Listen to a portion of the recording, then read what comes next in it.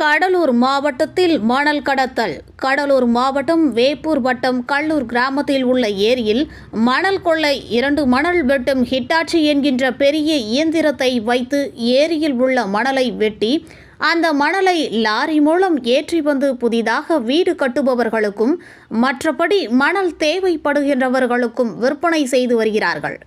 திமுகவில் உள்ள சில கருப்பு ஆடுகள் அந்த பகுதிகளில் உள்ள பொதுமக்கள் மணல் கொள்ளையர்களிடம் கேட்டதற்கு கடலூர் மாவட்ட கலெக்டரிடம் உரிய அனுமதி பெற்றுதான் ஏரியில் மணல் எடுத்து செல்கிறோம் என்றும் சொல்கிறார்களாம்.